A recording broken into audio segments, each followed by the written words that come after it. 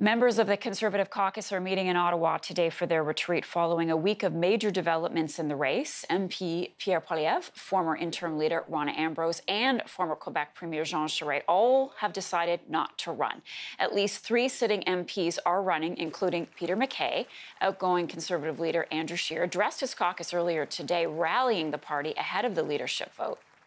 Our party is now undergoing an exciting leadership contest, and where candidates are going to be traveling across the country and sharing their vision for the future of the Conservative Party.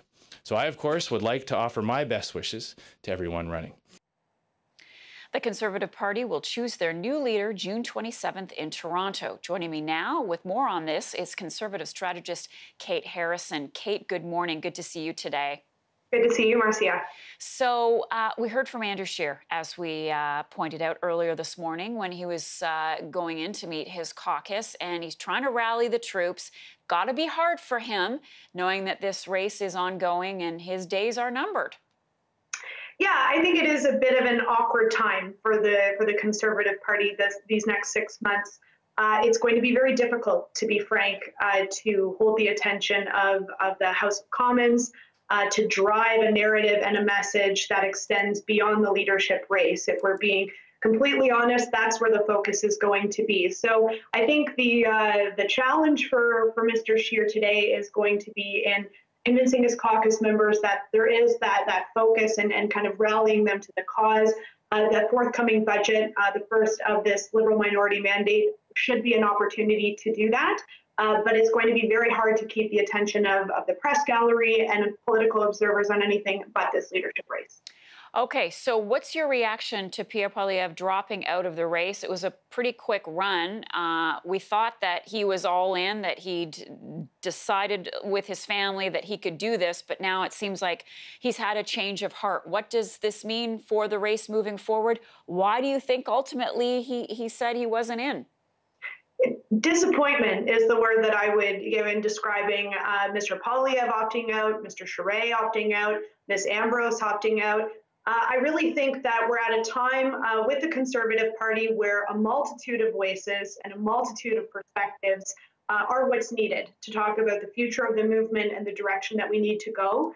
Obviously, having high-profile contenders like Mr. Poilievre decide that it's not his time is disappointing for the race. And I'm a Conservative member who hasn't made up my mind one way or another in terms of how I'm going to vote. But people that I talk to, even those that support those candidates that are still in the race, like Mr. MacKay, like Mr. O'Toole and others, are not happy to see the narrowing of the field this early on. So, I do believe that family considerations were probably part of the equation for Mr. Poilievre. But I think that it's a bigger question for the party. Why are people hesitant to be all in? As a member, I only want a leader that's going to be in with both feet, actually leading the party. But it's a big challenge in terms of attracting talent. And Kate, the cynical point of view is that there's something else going on behind the scenes. And are these people talked out, particularly with Mr. Poilievre, of running after all, because maybe MacKay or Aaron O'Toole are the 2 favorites?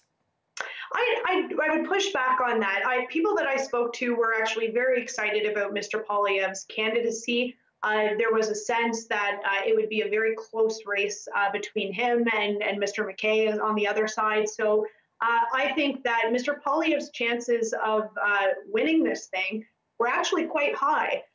So I do think, there's going to be cynics out there and other stories. And if there was something more to it, this is politics. We're going to find out pretty soon if that was the case.